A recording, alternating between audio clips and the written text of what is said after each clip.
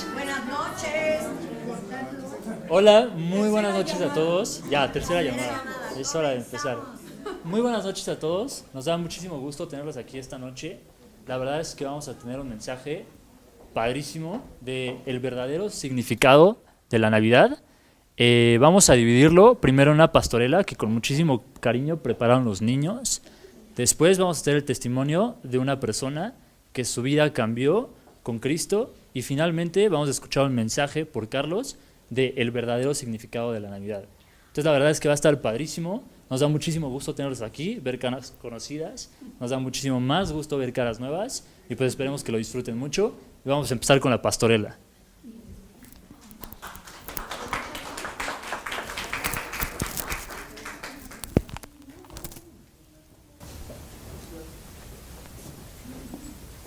El nacimiento de Jesucristo fue así. Estando desposada María, su madre, con José, antes que se juntasen, se halló que había concebido del Espíritu Santo. José, su marido, como era justo y no quería infamarla, quiso dejarla secretamente. Y pensando él en esto, he aquí un ángel del Señor le apareció en sueños y le dijo: José, hijo de David, no temas recibir a María tu mujer, porque lo que en ella es engendrado del Espíritu Santo es, y dará a luz un hijo, y se llamará su nombre Jesús, porque él salvará a su pueblo de sus pecados.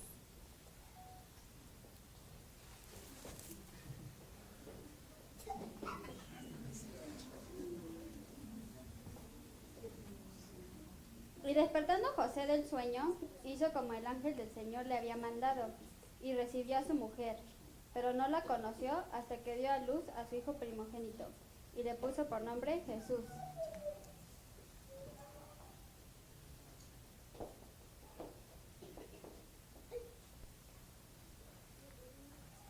Aconteció en aquellos días que se promulgó un edicto de parte de Augusto César, que todo el mundo fuese empadronado.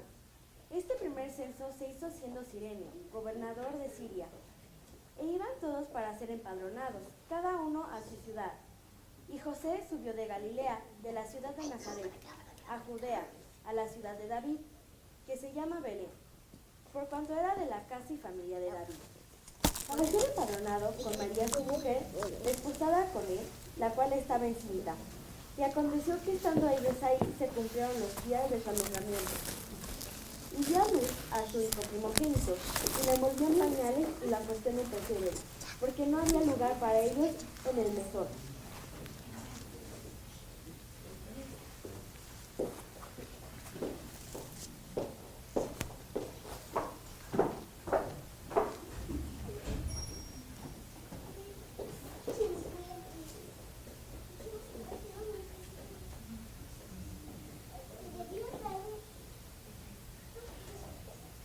Había pastores en la misma región que velaban y guardaban las vigilias de la noche sobre sus rebaños. Y he aquí se les presentó un ángel del Señor, y la gloria del Señor los rodeó de resplandor, y tuvieron gran temor. Pero el ángel les dijo: No temáis, porque aquí nosotros bebas tengan gozo con todo el pueblo. Pues ha nacido hoy en la ciudad de David un Salvador, que es Cristo el Señor. Hallaréis el niño envuelto en pañales, acostado en un pesebre. Gloria a Dios desde las alturas y en la tierra paz, buena voluntad para con los hombres.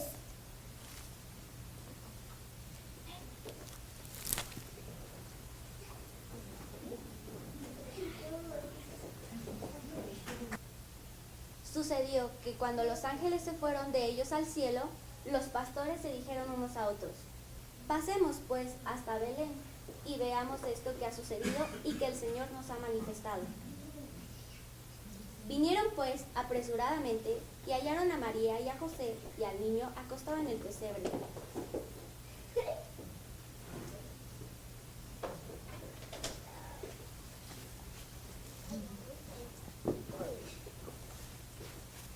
Y al verlo, dieron a conocer lo que se les había dicho acerca del niño. Y todos los que oyeron se maravillaron de lo que los pastores les decían. Pero María guardaba todas estas cosas, meditándolas en su corazón. Y volvieron los pastores glorificando y alabando a Dios por todas las cosas que le habían oído y visto, como se les había dicho.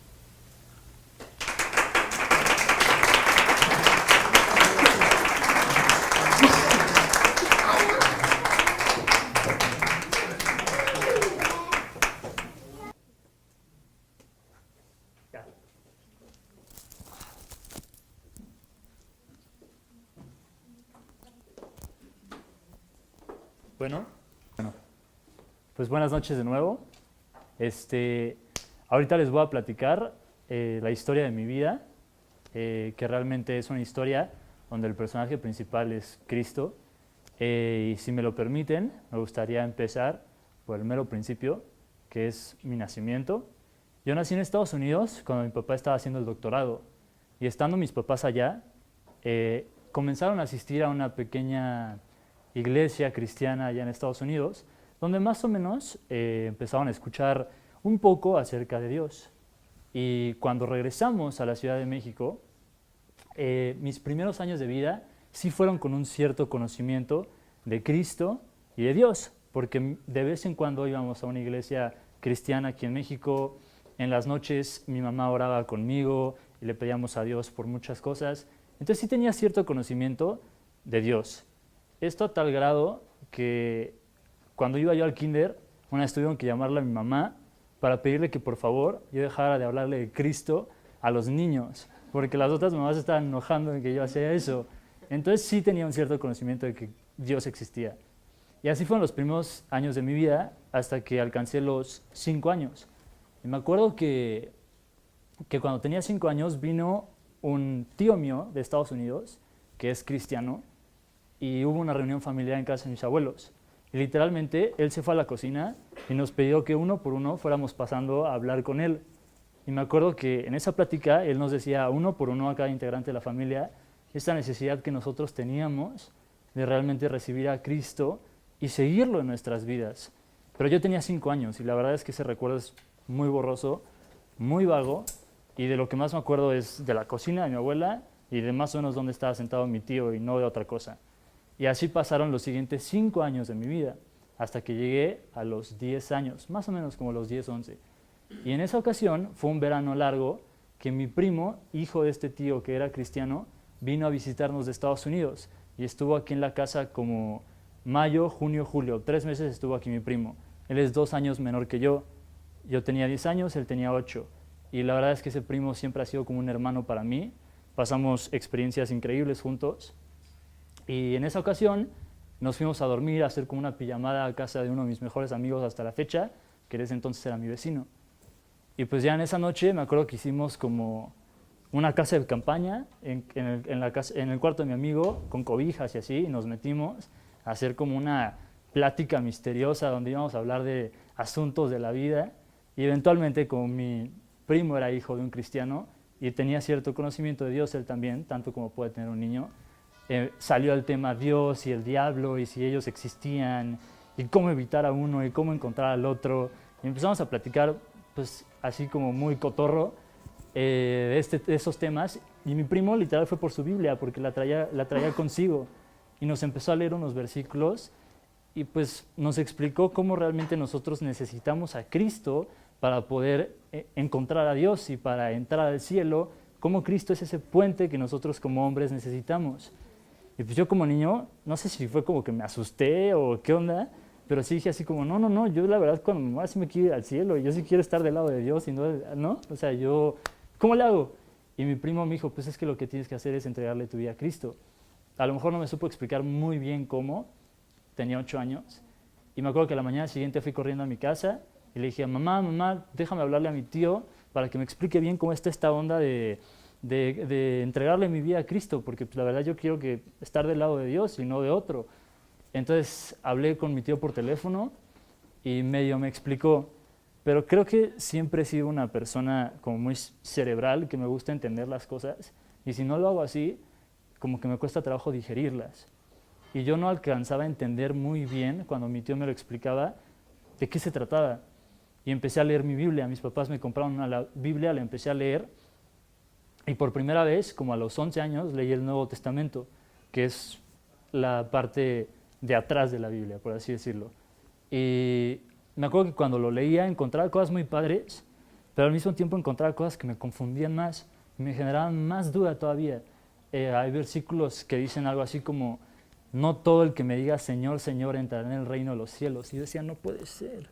O sea, ¿cómo le voy a hacer? O sea, ¿qué tal si el día que yo llegue al cielo, Cristo me dice, no, tú eres de los que no va a entrar en el reino de los cielos? Y, o sea, ya no, o sea, ya fui. Entonces me confundía muchísimo, y la conclusión a la que yo llegué fue que lo que tenía que hacer era seguir la Biblia al pie de la letra, porque así el día que llegara al cielo Dios me iba a decir, bien, tú sí lo hiciste bien. Entonces empecé a leer, y cada cosa que veía, para este entonces yo tenía como 12 años, 13, le intentaba hacer, así cada pequeña cosa que venía en la Biblia, pero me frustraba muchísimo porque me daba cuenta que empezaba a hacer una cosa y ya había dejado de hacer otras 10. Y entonces intentaba hacer una de esas otras 10 y dejaba de hacer otras 15. Y no podía, o sea, no podía seguir el ritmo del parámetro que la Biblia pone. Yo quedaba muy lejos y sentía que no iba a dar el ancho con Dios. Esa es la realidad de las cosas. Entonces, creo que más que nada encontré frustración. De verdad sentía que le quedaba chico a Dios. Y pues justamente estaba entrando en la pubertad, entonces la solución más fácil para mí fue cerrar los ojos y hacer como que nada de eso existía. Dejé mi Biblia a un lado, dejé a Dios a un lado y pretendí que nada de eso era así. Justamente en ese año llegué a los 14, 15 años y me fui de intercambio un año a Alemania, solo, hasta el otro lado del charco, con 15 años, confundido. Y bueno, no sé si ustedes sepan, pero en Alemania esa edad es justamente la edad que se vuelve legal tomar, ir al antro, o sea, todo este tipo de cosas se vuelven legales allá justo a esta edad. Yo llegué así. Entonces todos mis amigos de allá empezaron a hacer todo esto, empezaron a tomar, empezaron a ir al antro y me decían, vente. Y la verdad les dije que sí. Me metí en todas esas cosas. No puedo negar que por momentos hay diversión, sería una mentira si les dijera que no. Sí me divertía, pero el problema con esas cosas es que son realmente pasajeras. Y cuando terminó el año, más que otra cosa, acabé más vacío de lo que había empezado. Aunque tenía muchas anécdotas chistosas y lo que fuera, acabé muy vacío después de ese año.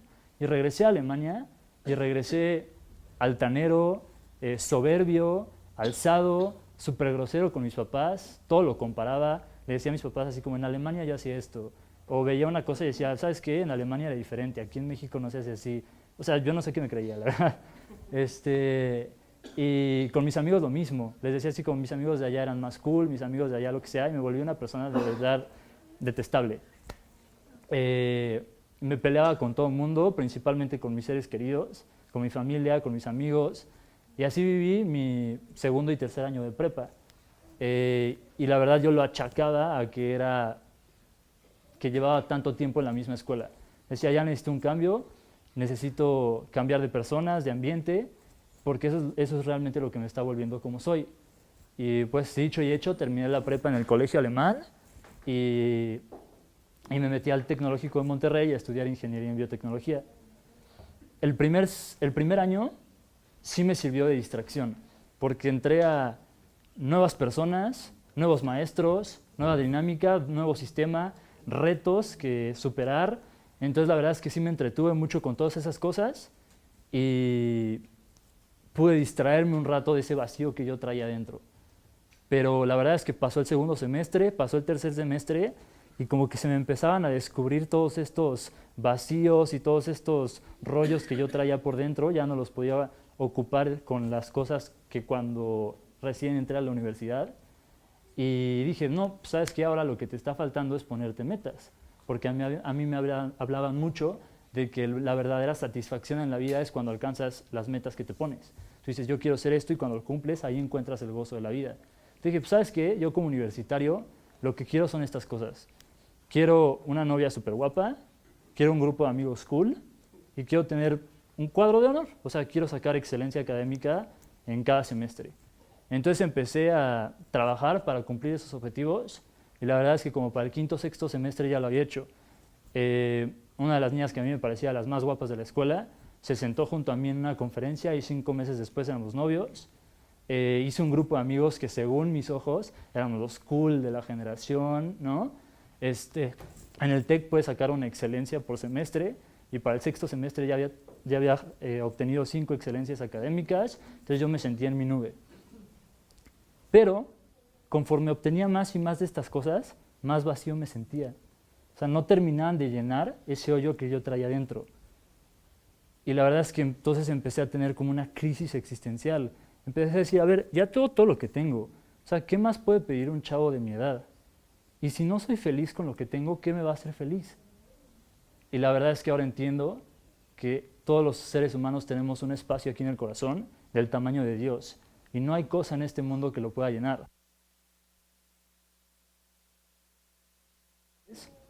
Y entré en una serie de crisis existenciales, de problemas, dudas. Y en el verano del 2017 me encontraba peor que nunca. Solo, me sentía frustrado, no sabía qué quería de la vida. Y pues la verdad es que algo sumamente increíble estaba pasando en mi casa. Mis papás habían entregado su vida a Cristo. Habían decidido tomar una dirección en sus vidas que pusiera primero lo que Cristo enseña y los principios que Él nos dejó sobre sus pasiones, sobre sus deseos, sobre sus anhelos. Y lo que yo veía en mi casa era algo irreal. O sea, yo conocía a mis papás, conocía a mi familia y veía que por primera vez en 21 años, porque yo ya tenía 21 años para ese entonces, mis papás eran diferentes. Habían alcanzado esa paz, ese gozo, esa tranquilidad que habían estado buscando por tantos años. Y además la reflejaban en nosotros, porque mi hermana y yo, súper rebeldes, súper malagradecidos. La verdad, mis papás no es que sean ricos, no es que se den viajes cada año, no es que tengan la vida más acomodada del mundo. Nosotros como hijos éramos súper malagradecidos. Y ellos tenían una paz, un gozo que a mí me impresionaba y a mi hermana también. Y fue como, ¿qué les pasa, no? ¿Qué están haciendo o qué? Y me dijeron, hijo, la verdad es Cristo. O sea, es algo supernatural. Cuando entregas tu vida a Él, vienen cambios que no te puedes imaginar. Entonces, yo quise hacerle caso a mis papás y los acompañé un día a una librería cristiana donde me dijeron, te vamos a comprar un libro, pues, elige el que quieras. Y en las repisas había literal, me hubiera gustado traerlo para enseñárselos, un libro naranja fosforescente que decía en grandote, sígueme. Así como si literal lo hubieran puesto ahí para que yo entrara y lo viera. De un escritor cristiano norteamericano que se llama David Platt, y es la secuela de una serie que se llama Radical. Y en esta serie este autor escribe que básicamente el seguir a Cristo no es creer en Él, sino hacer un giro 180 grados en tu vida, que empieces a poner sus enseñanzas sobre todo. Es algo realmente fuerte, y es un escritor que te pone las cosas como son. Entonces yo empecé a leer este libro y empecé a entender muchas cosas, me empezaron a caer muchos 20s. Y la verdad es que entendí lo que había hecho mal la primera vez. Nosotros vemos la Biblia y ahí en la Biblia viene el parámetro que Dios puso. Y lo pone así para que veamos cuán lejos estamos los seres humanos de ese parámetro. Inevitablemente necesitamos un Salvador. O sea, es tan imposible alcanzar los parámetros que vienen en la Biblia que estamos súper necesitados de un Salvador. Y Dios puso ese Salvador entre nosotros, que se llamó Cristo, para que nosotros ya no tengamos que cumplir al pie de la letra esos estándares que vienen ahí en la Biblia. Él ya pagó por nosotros no cumplir esos estándares y nos ayuda de la mano a empezar poco a poco a seguirlos. Y no es algo de un día para otro. Y esa fue la diferencia radical de la primera vez que intenté seguir a Cristo a la segunda vez. Que realmente sentí su amor y que Él me iba a llevar de la mano. Entonces me acuerdo que el 10 de junio del 2017, yo en mi cuarto le dije a Dios, Señor, la verdad es que una vez intenté seguirte y no me funcionó, pero en ninguna otra parte y por mis fuerzas nunca encontré la vida que estaba buscando. Yo veo que mis papás por tanto tiempo lo hicieron y tampoco hasta entregar tu vida a ti, su vida a ti. Y yo quiero hacer lo mismo, quiero que me cambies la vida, quiero ver realmente este gozo del que tú me hablas y que tú me prometes. A partir de ese día les puedo decir que hubo un cambio drástico en mi vida, no instantáneo, eso sería una mentira, gradual, pero el hecho de que sea gradual no quiere decir que no haya sido notorio e intenso. Empecé a cambiar poco a poco, a tal grado que muchos seres queridos que yo tenía a mi alrededor se alejaron, seres que no querían seguir el mismo camino que yo. Perdí gente en ese camino. Mejores amigos se fueron como por arte de magia. Ahora pienso que no fue magia, sino muy probablemente la mano de Dios, porque yo le dije: Dios, si hay cosas que me están deteniendo en mi crecer cristiano, haz lo que quieras. Yo me di cuenta que solo en ti encuentro la vida abundante que estoy buscando. Hubieron cambios fuertes en mi vida, me encontré en un periodo bastante solitario. Mi ahora exnovia se fue a Guadalajara, mi mejor amigo, uno de mis dos mejores amigos se fue a San Diego, otro de mis mejores amigos se fue a Puebla. O sea, literal, todo lo que yo atesoraba, de un momento para otro ya no estaba, y como que tenía que encontrar mi soporte en alguien más, y ese alguien más siempre fue Cristo. Empecé a leer mi Biblia, que es creo que fundamental, porque empieza a transformar poco a poco tu corazón. Y a pesar de que hubiera momentos difíciles, se los puedo decir, había días que llegaba de la escuela a llorar a los pies de mi casa y decía: Señor, sácame de esta porque hoy me siento muy triste. Pero lo bonito es que Cristo sí me sacó de esa. Fueron días difíciles, pero seguí adelante gracias a Cristo, y llegué a un punto en mi vida donde, a pesar de que estaba solo, a pesar de todo, tenía una paz como nunca la había tenido antes.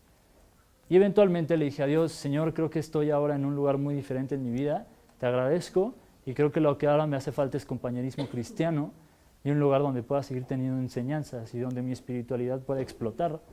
Y creo que me escuchó, y creo que sí fue su voluntad, porque poco tiempo después me reencontré con Carlos Treviño en el Club Alemán. Me dijo: te voy a empezar a dar estudios, y empezamos a tener esos estudios. La verdad es que esos estudios son súper importantes, porque es cuando realmente desglosas la Biblia y ves cómo aplicarla en tu vida, y eso es lo que realmente transforma. Y eventualmente Carlos me dijo: ¿sabes qué? Te deberías de venir los jueves, porque se pone muy padre. Y empecé a venir los jueves y me encontré con una serie de predicaciones semanales súper bonitas, donde nos dan enseñanzas de lo que Dios quiere para nuestras vidas. Y no solo eso, sino que me encontré con alguien, con un grupo de amigos, con los que después de pocos meses puedo llamar realmente familia. O sea, los quiero muchísimo a todos los que están aquí. Cambió mi vida drásticamente, cuento con ellos como si fueran mi familia, y eso que solo llevo aquí un par de meses. Y pues a lo que sigue, realmente mi interés terrenal es terminar en mayo mi carrera profesional, aplicar para una maestría en Alemania en ingeniería de alimentos, pero sobre todas esas cosas lo que quiero es seguir a Cristo. O sea, donde sea que Dios me ponga, donde sea que Él me lleve, lo más importante es seguirlo a Él y, la verdad, compartirle a las más personas que pueda de este regalo increíble que Él tiene para nosotros, que es una vida abundante. Entonces, me gustaría cerrar con un versículo que me parece muy importante compartir, en especial cuando hay personas que todavía no conocen a Cristo, y es un versículo que encontramos en Mateo 11:28, que dice: venid a mí, todos los que estáis cargados y trabajados, y yo os haré descansar. Creo que ese versículo fue algo que Dios me dijo y lo cumplió, y quiero decirles que no importa cuán grande sea la carga, el problema, el conflicto que tú tengas hoy en tu vida, si vienes a Cristo, Él te puede dar descanso. Entonces, habiendo cerrado esto, quiero que atentos escuchen al mensaje que Carlos Treviño nos va a compartir acerca del verdadero significado de la Navidad. Solo que no sé si va a haber... ¿Sí? Ok. Pues es que como lo hicieron... Gracias.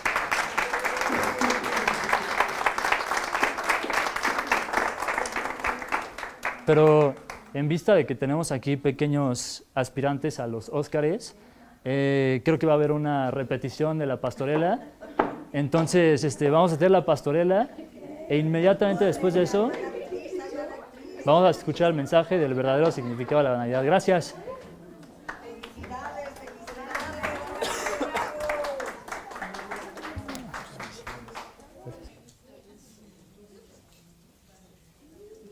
El nacimiento de Jesucristo fue así.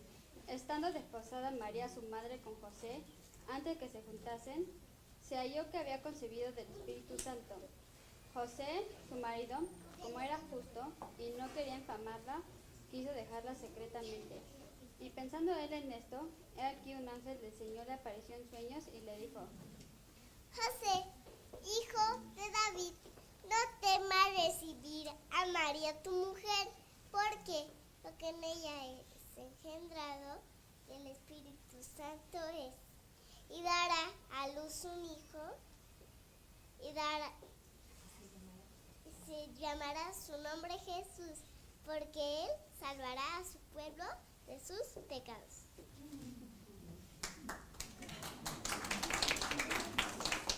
Y despertando José del sueño, hizo como el ángel del Señor le había mandado, y recibió a su mujer. Pero no la conoció hasta que dio a luz a su hijo primogénito, y le puso por nombre Jesús.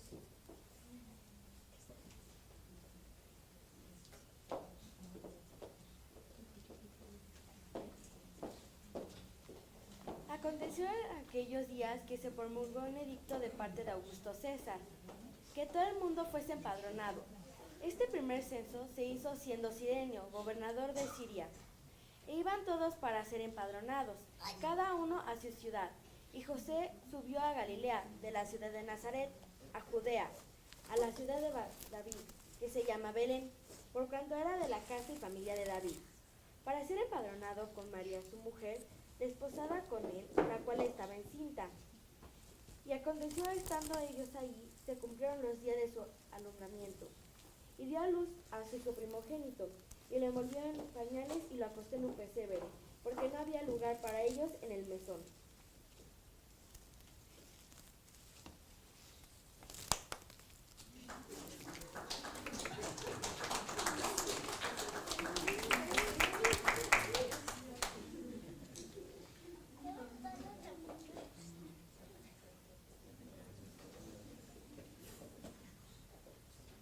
Había pastores en la misma región que velaban y guardaban las vigilias de la noche sobre su rebaño. Y aquí se les presentó un ángel del Señor, y la gloria del Señor los rodeó de resplandor, y tuvieron gran temor. Pero el ángel les dijo: No temáis, porque aquí os doy nuevas de gran gozo para todos los pueblos. Donde ha nacido hoy, en la ciudad de David, un Salvador, que es Cristo el Señor. Hallaréis el niño envuelto en pañales, acostado en un pesebre. ¡Gloria a Dios en las alturas! Y en la tierra paz, buena voluntad para con los hombres.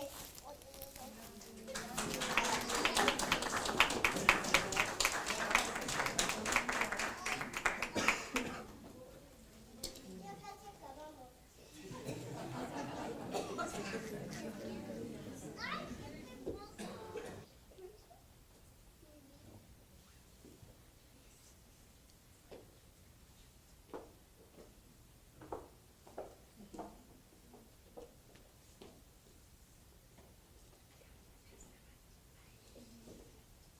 Sucedió que cuando los ángeles se fueron de ellos al cielo, los pastores se dijeron unos a otros: pasemos pues hasta Belén y veamos esto que ha sucedido y que el Señor nos ha manifestado.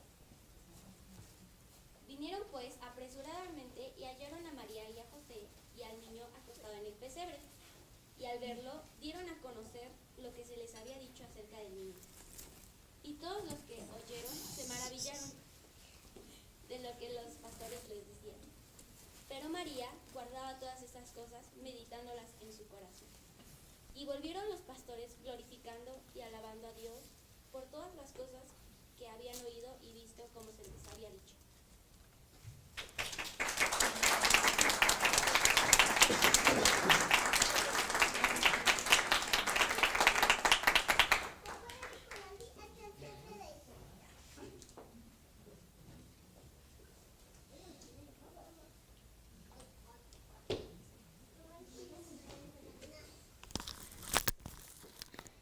Bueno, pues ahorita va a haber un examen para ver qué tanto aprendieron de todos esos versículos. Seguro que Citlali ya se los memorizó. Pues la verdad es que lo hicieron con mucho cariño, entrenaron bastante y pues no se equivocaron. Pues ciertamente la Navidad es un periodo de mucha confusión. Porque por un lado estamos celebrando el nacimiento de Jesús. Sucede que es el cumpleaños de Jesús, pero realmente la festividad está lejos, muy lejos de ser el cumpleaños de Jesús. En esta temporada se va a consumir más alcohol que en todo el año. El tráfico está insoportable. Nos demoramos un poco porque muchas personas todavía están enredadas ahí en el tráfico. Hay muchas comidas, hay muchos brindis que celebrar, hay muchos compromisos. Necesito ir a comprar una serie de regalos para que quizá pueda yo apagar todas las rencillas y pleitos y problemas que tuve durante el año y que no lo van a pagar.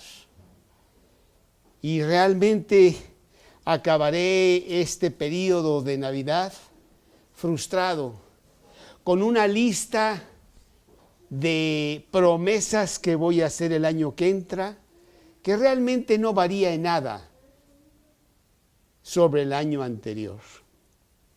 Es más, ya no la hago, nomás saco la de los años anteriores.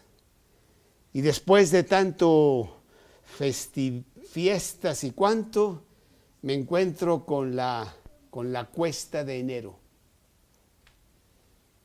que es financiera porque gasto de más, pero principalmente es emocional.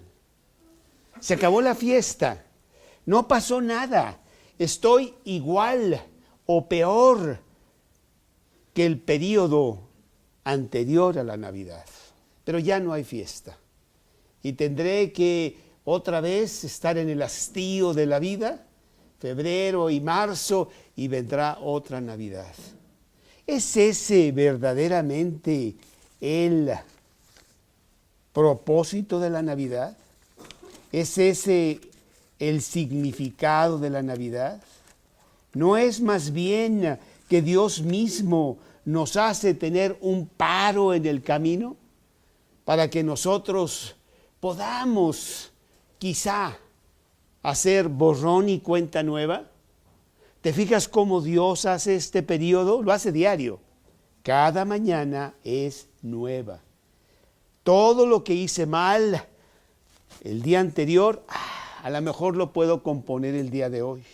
Todo lo que hice mal en este año, pues a lo mejor el año que entra lo puedo componer. Dios nos da un nuevo comienzo. Grandes son sus misericordias. Pero encuentro que pues realmente no hago nada diferente. Estoy otra vez igual. ¿Cuál es el significado de la Navidad? Para ello quiero leerte un pasaje, además de todos los versículos que ya te memorizaste aquí con los niños. Este pasaje está en el Evangelio de Mateo y habla de la Navidad. Y dice así: el nacimiento de Jesucristo fue así.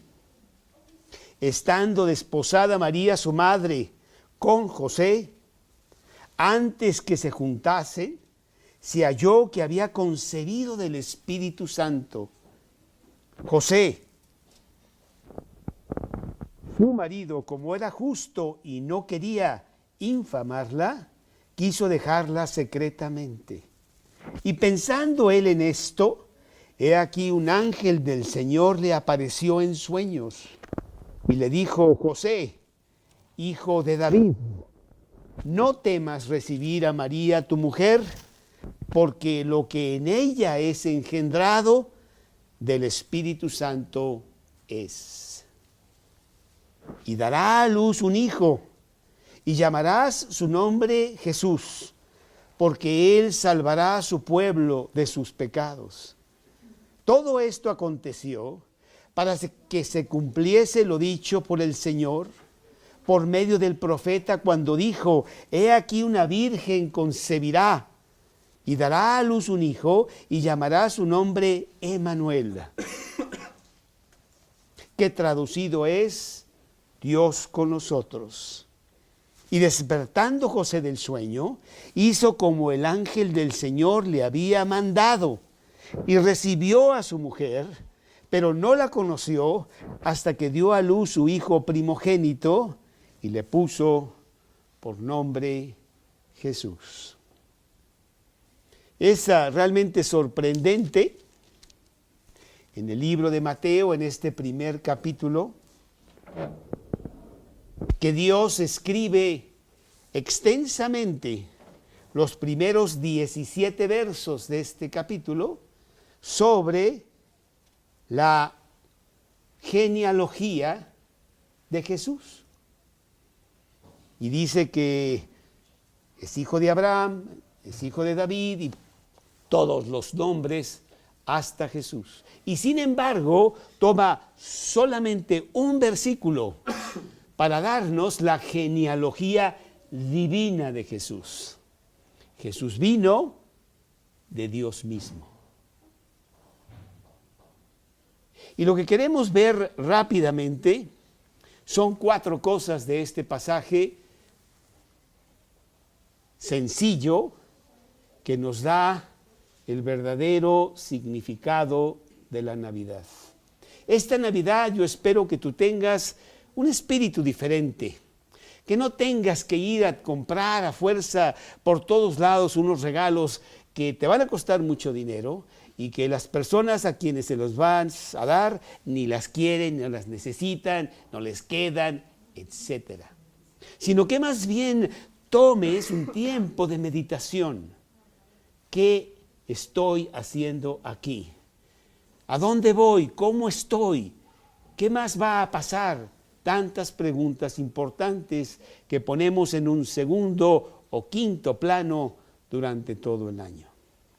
4 cosas vemos en este pasaje. Una, ¿cómo es que vino Jesús a este mundo? 2, ¿dónde vino Jesús? 3, ¿por qué vino Jesús? Y 4, ¿qué significa para mí? Sencillo, vamos a contestar estas preguntas. La primera es, ¿cómo vino Jesús? Aquí lo dice, el nacimiento de Jesucristo fue así. Estando desposada María su madre con José, antes que se juntasen, se halló que había concebido del Espíritu Santo. Jesús vino y nació en este mundo de una virgen. Bueno, pues aquí tenemos doctores y en otros lugares en donde he predicado me han preguntado, eso no puede ser. Realmente, si estudiamos la ciencia de cómo vienen los bebés, pues no se puede que una virgen conciba un bebé. Efectivamente. Pero también es inconcebible el que Jesucristo haya muerto y 3 días después haya resucitado. También dirías, bueno, pues la verdad es de que sí me parece algo realmente fuera de lo natural. Los muertos no resucitan. En 3 días, es más, ya están pudriéndose, no quieres ni siquiera abrir la tumba. Y Él resucitó. Dios es el creador de todas las cosas. Él puso el diseño de cómo todo funciona. Y cómo nacen los bebés y cómo mueren los hombres y qué pasa. Y Él puede también en cualquier momento, según su soberana voluntad, romper esas cosas y poner milagros. Así Jesús nació de una virgen. Es muy importante que Jesús haya nacido de una virgen, porque nosotros somos pecadores. Todos no podemos hacer lo que debíamos hacer. Y llegamos a la conclusión, dice la Biblia, de que el mal está en mí. Quiero hacer el bien, pero acabo no haciéndolo.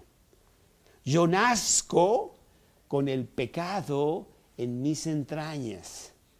Me lo pasó mi padre, y a mi padre se lo pasó el abuelo, y al abuelo se lo pasó el tatarabuelo, y así hasta Adán, que fue el primero que pecó al no obedecer a Dios y comer del fruto que se le dijo no comiera. Era muy importante que Jesús naciera de una virgen, porque si hubiera nacido de una manera natural, entonces traería el pecado también él. Que su padre José, padre adoptivo, le hubiera pasado. Y para que Jesús fuera sin pecado, porque entonces él también necesitaría a alguien que lo salvara de sus pecados, pues nació de una virgen. Dice la Biblia en 1 de Juan, capítulo 3, que él nunca pecó. Y él vivió la vida perfecta que a mí se me demanda, porque Dios requiere perfección, pero sabe que soy imperfecto. Y entonces él manda a su propio hijo para que él viva la vida que a mí se me demanda y sea mi sustituto en esa vida. Y después vaya a la cruz y pague por mis pecados. Entonces era importantísimo que Jesús viniera de una vida, de una virgen. Bueno, la segunda cosa que vemos en este pasaje es dónde nació Jesús. Bueno, dice la Biblia que todas las cosas por Él fueron hechas. Todo fue hecho para Él y sin Él nada de lo que ha sido hecho fue hecho. Él es el Rey de Reyes, Señor de Señores, el dueño del universo mismo. Ninguna estrella se mueve sin que Jesús lo diga y lo controle. Y ese Jesús se humilló a sí mismo, tomando forma de hombre, tomando forma de siervo, y vino al mundo. Bueno, pues tú dirías, claro, lo pondremos en el Ritz, yo creo, en el Four Seasons, ¿verdad? En el suite presidencial, porque es el rey. Y sin embargo vemos que así no fue. Dice un versículo aquí en otro libro que se llama Filipenses, dice la palabra de Dios en el capítulo 2 de Filipenses, de lo siguiente.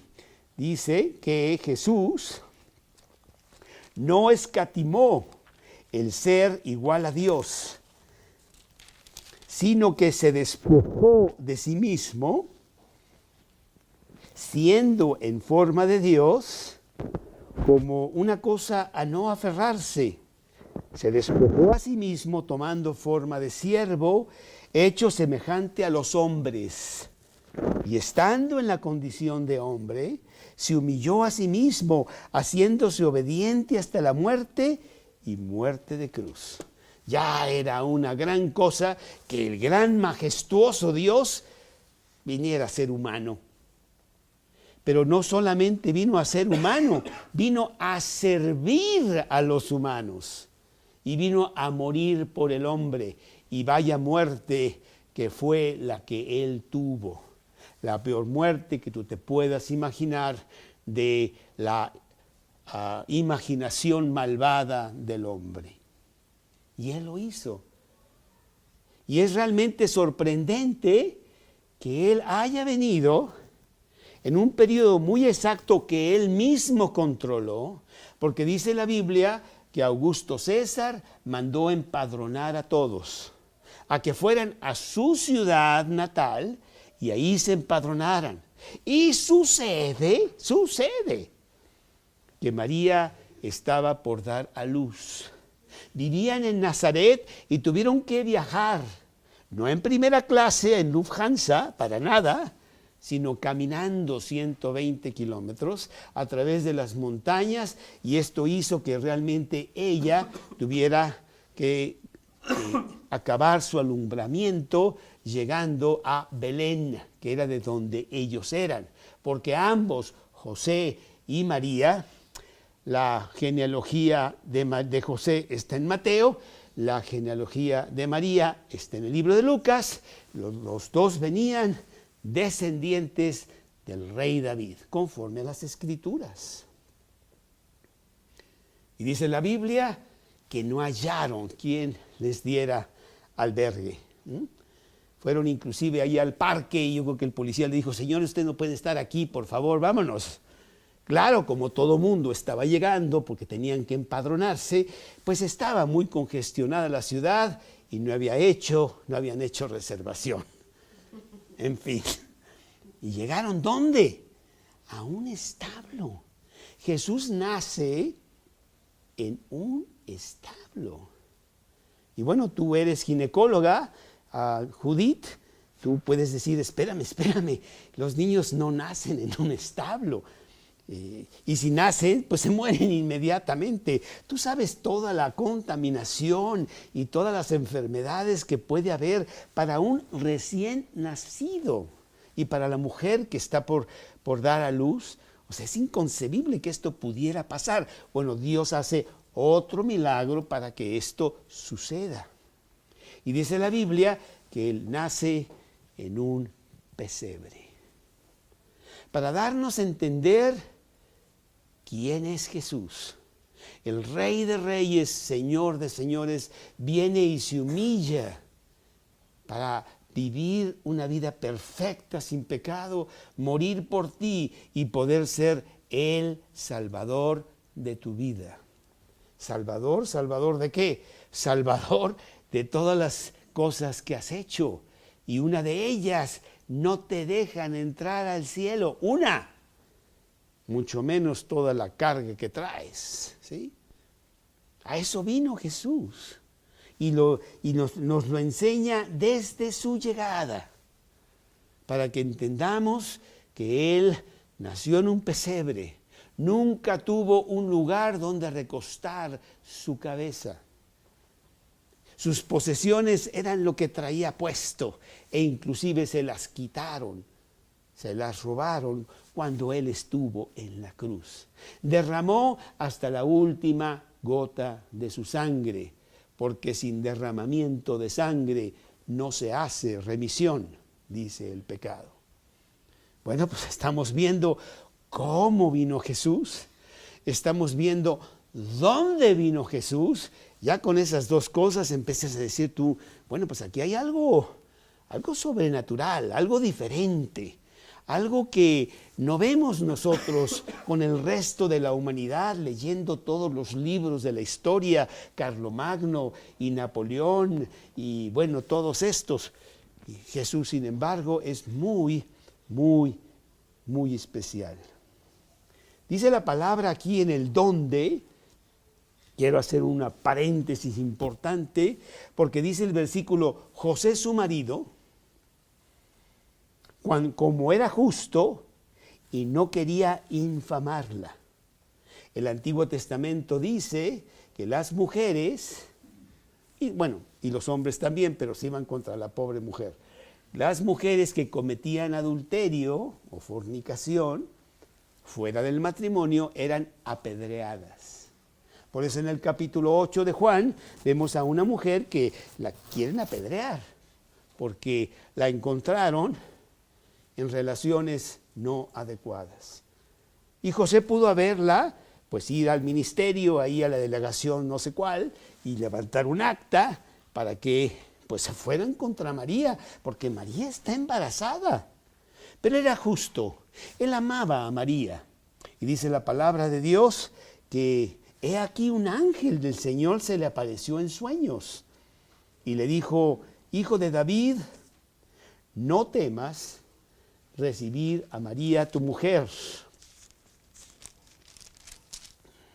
porque lo que en ella es engendrado del Espíritu Santo es.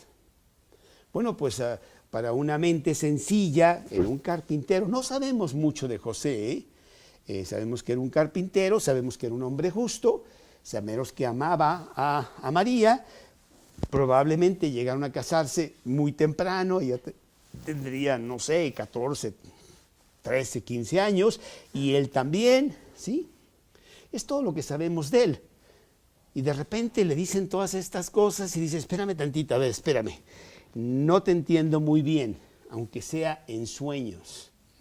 Pero dice la palabra de Dios que despertando José del sueño, hizo como el ángel del Señor le había mandado y recibió a su mujer.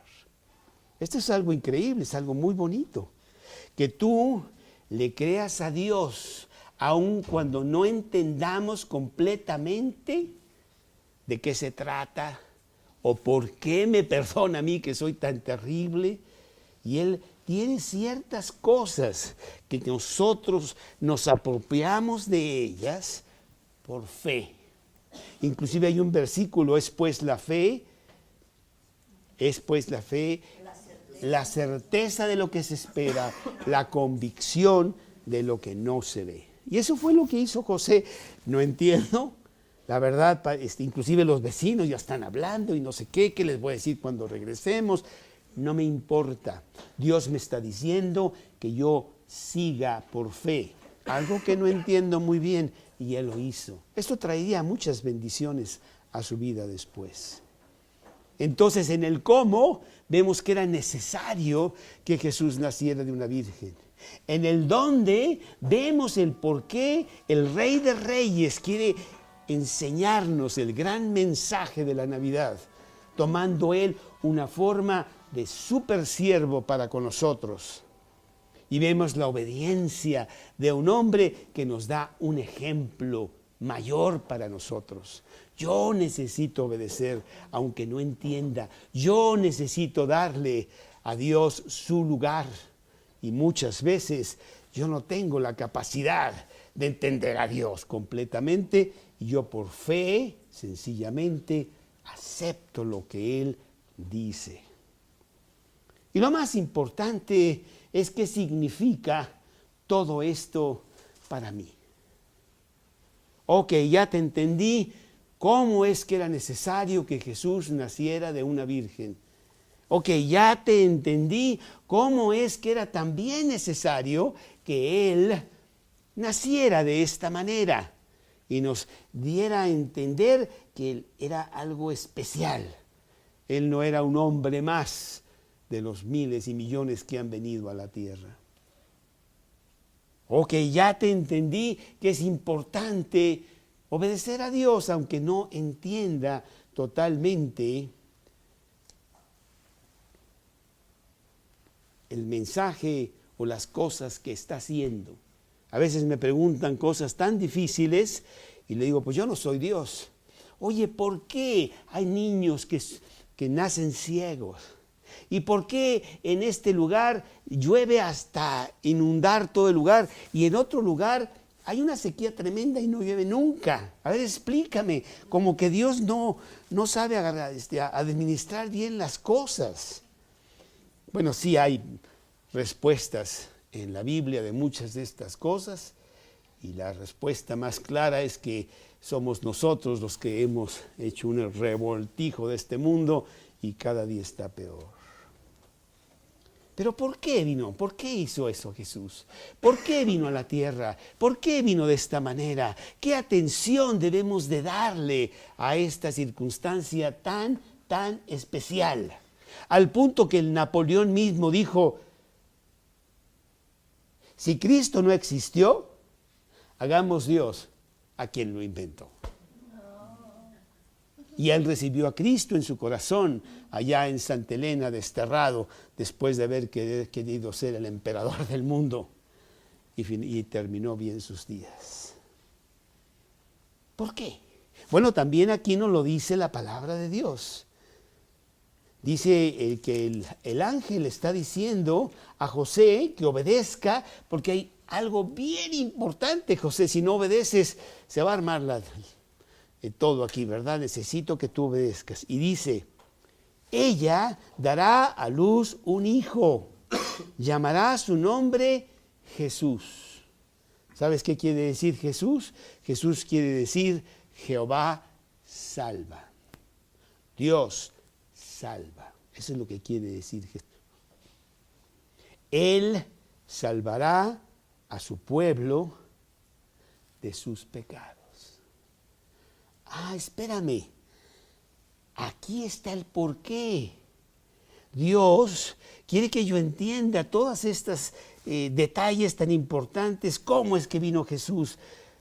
¿Dónde vino a Jesús? Todo tan especial y tan sobrenatural, porque hay una razón bien importante. Él quiere que tú le pongas atención al por qué vino Jesús. Él vino a salvar a su pueblo de sus pecados. Difícilmente me encuentro las personas que me dicen, Carlos, yo nunca he pecado. Y cuando me la encuentro le digo, mentiroso, acabas de pecar otra vez. Todos hemos pecado. Y el pecado nos hace estar destituidos de la gloria de Dios. Dios no puede tolerar un solo pecado. Él es total santidad. Y tampoco lo ignora, Ese pecado se tiene que pagar. Y con un pecado nosotros estamos en graves problemas. Y al morir estamos destituidos de la gloria de Dios. Pasar la eternidad, porque dice la Biblia que seguiremos viviendo, pero fuera de Dios, totalmente. No entramos al cielo. Los pecadores no entran al cielo.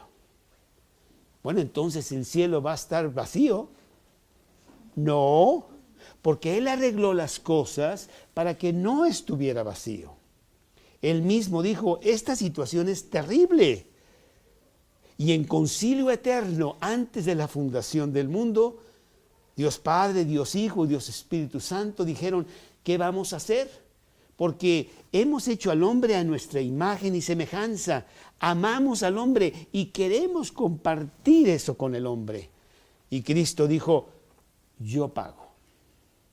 Yo me hago hombre, yo les aviso del gran problema y yo pago por sus pecados, porque también tendré la calificación de pagar. Yo nunca he pecado, nadie tiene que pagar por mí, y Él va a la cruz y Él paga por el hombre.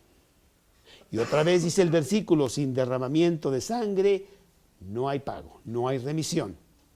Dios en Cristo derrama toda su sangre. Y las últimas palabras de Cristo en la cruz son, consumado es. ¿Qué quiere decir? Todo está pagado. Para que todo aquel que cree en mí no se pierda, mas tenga vida eterna. Para que todo aquel que se apodere del sacrificio que yo hago por él y lo tome como un regalo, lo tome gratis, no se pierda, sino que tenga la salvación eterna. Y realmente Dios lo pone muy fácil. Cristo va a la cruz, Él muere por ti, y lo único que tú tienes que hacer no es 1000 obras, entregar caridad, visitar a los ancianos. No te pide nada. Te pide que por fe aceptes ese sacrificio. Es todo. Y tú como José tienes que decir, pues mira, no entiendo muy bien, pero se me hace una buena noticia, Evangelio quiere decir buenas nuevas. Hay buenas nuevas. Del broncón que traes, Dios te saca. Si tú aceptas el sacrificio de la cruz para ti, que Él hizo en la cruz, porque todo está pagado. La cuenta está pagada, pero si no vas, pues no es tuya. Si te invito a cenar y tú no vienes, la cena es gratis, pero no fue tuya, porque no viniste. Lo que pasó en la cruz es gratis para todo aquel que quiere, pero hay que ir a la cruz, hay que tomar ese regalo, hay que apoderarse de él. Y por eso dice Romanos, creo que es la única vez que toda la Biblia habla de esta palabra, en Romanos capítulo 3, versículo 24, dice, siendo justificados, siendo hechos justos, gratuitamente, conforme la redención que es en Cristo Jesús. Dios te da un regalo. ¿Y sabes qué? Ese es el regalo de Navidad. Ese es el gran regalo que Dios quiere darte a ti. ¿Y cómo se ha distorsionado? El regalo de Dios es la vida eterna que te la da a ti incondicionalmente, gratuitamente, porque Él ya hizo todo. ¿Y sabes qué? Habrá muchos en el cielo, pero la mayoría no estarán ahí, porque dirán, no, a mí se me hace muy fácil eso, no, ¿cómo? No, yo tengo que hacer, yo no me interesa, o yo soy ateo, o mil cosas. ¿Y cuántos no llegarán al cielo? No por lo que hicieron, sino porque no arreglaron su cuenta con Dios. Esta noche yo quiero que tú sepas que el gran regalo de la Navidad es la vida eterna que Cristo da para ti. Él ya pagó todo. Y lo único que tienes que hacer es, yo quiero eso para mí. Y como decía Luis, Dios, por favor, entra, cámbiame, transfórmame. Ese regalo es mío. Porque fíjate, es un regalo doble. Te regala la vida eterna, incondicional, gratis. Y te da la posibilidad de tener una vida abundante aquí en la tierra, que es lo que dijo Luis. Empezó una transformación, hubo un cambio espectacular en mi vida, que no lo entiendo porque no hay psicólogo ni psiquiatra que pudo haber hecho esto para mí, ni yo mismo con mucha fuerza de voluntad. Fue Dios el que lo hizo, porque nos da esos dos regalos. El primero es el más importante, vida eterna, y el segundo, pues maravilloso, tener una buena vida aquí en medio del infierno que vivimos. Esta noche yo quiero que tú te apoderes del regalo de la Navidad, que sea tuyo. ¿Cómo, Carlos? Todo aquel que invocare el nombre del Señor será salvo, dice el versículo. Es cuestión de que tú le digas, Cristo, yo quiero. Dame ese regalo para mí, entra a mi corazón, quiero que seas el Salvador de mi vida. Salvador y dueño, porque van juntos, ¿eh? Y cuando tú haces eso, agarras las llaves de tu vida y se las das a Cristo. Ahí está. Y ni siquiera son llaves, son pedacitos, ya todo deshecho ahí. Pero Él puede hacer grandes cosas en tu vida. Entrégale tu vida a Cristo. Él puede con tu vida y te va a enseñar maravillosas cosas. Clama a mí, dice el versículo, y yo te enseñaré cosas grandes y hermosas que tú no conoces. Así pues, yo quiero motivarte a que esta noche le entregues tu vida a Cristo. Vamos a inclinar nuestros rostros y vamos a cerrar nuestros ojos un segundo o dos para que tú veas hacia adentro, ahí en el centro de tu corazón, en donde quizá hay quebrantamiento, hay bancarrota, hay miseria, hay desilusión, hay confusión. Y si tú aceptas todo esto para tu vida y dices, es verdad, yo no sé ni dónde estoy parado. Entonces ven a Cristo y entrégale tu vida. Dile que entre a tu corazón y se siente en el trono de tu corazón. Y que desplace un yo que te ha causado tanto daño. Y así con los ojos cerrados y habiendo inclinado la cabeza, yo voy a hacer una pequeña oración y yo te motivo a que tú hagas esa oración conmigo. Allí en el silencio de tu corazón, habla tú mismo con Dios. Dile que tú quieres que sea tu Salvador personal. Dios, en esta noche vengo a ti con todos mis pecados. Son muchos, es todo un costal muy pesado.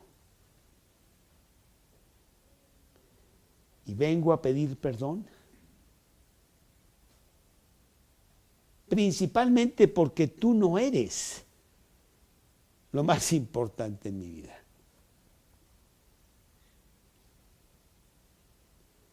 Perdóname y ahora sí quiero que tú lo seas. Basado en lo que tú hiciste por mí en la cruz. Basado en las grandes promesas de la Biblia. Yo te pido que entres a mi corazón. Quiero que entres a mi corazón en este momento. Que me regales la vida eterna. Que me des la transformación que yo tanto necesito para esta vida.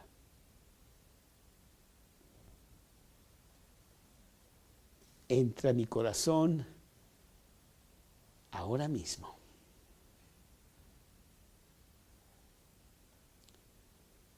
Te lo pido en el nombre de Cristo Jesús. Amén. Hace ya 40 años que yo hice esa oración. Y no fue en Navidad, fue en febrero. Porque la Navidad es un cuento del hombre. Cristo ni siquiera nació en invierno.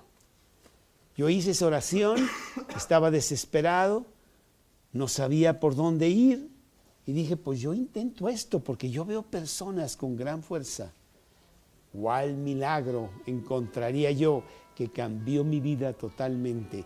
Tengo la certeza de la vida eterna y he tenido una buena vida estos 40 años, donde Dios me dio una esposa y unos hijos, e inclusive el gran privilegio de predicar su palabra.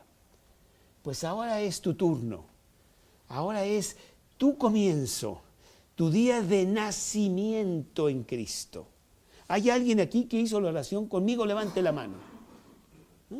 Gracias a Dios porque eso es lo que Él quiere, que le abras las puertas de tu corazón y diga, aquí estoy, mira, todo lo que soy, todo lo que tengo, todo lo que pienso, no importa. A ver qué haces tú. Y Él sí lo hace. Y nos da un pequeño libro, un milagrazo de que este libro esté aquí con nosotros, con tanta persecución que ha tenido. En español, increíble, se llama la Biblia. Libros de instrucciones, una brújula para mi muy oscuro camino. Lámpara es a mis pies tu palabra, lumbrera a mi camino. Tú que levantaste la mano, te quiero regalar el primer libro a leer de la Biblia. Porque a lo mejor como yo, pues nunca has leído la Biblia.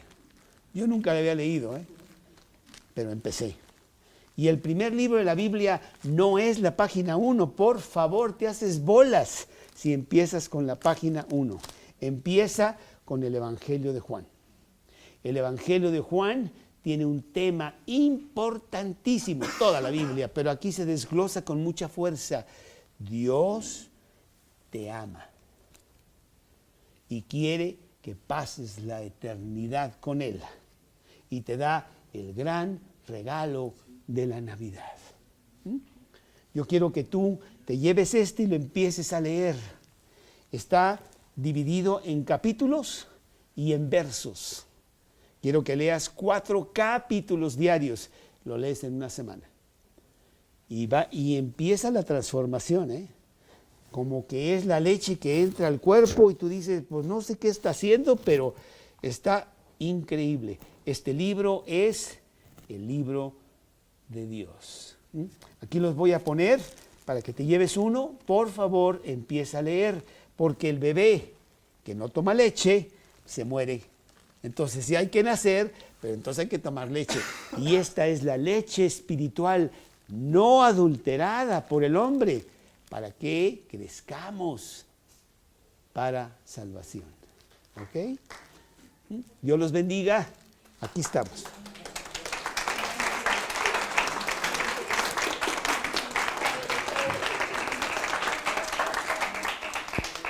¿Los quieres pasar, por favor, Anel?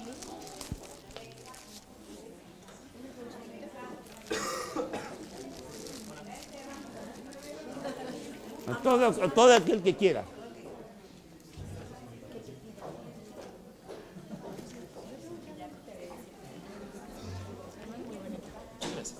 Hay que empezar a leer.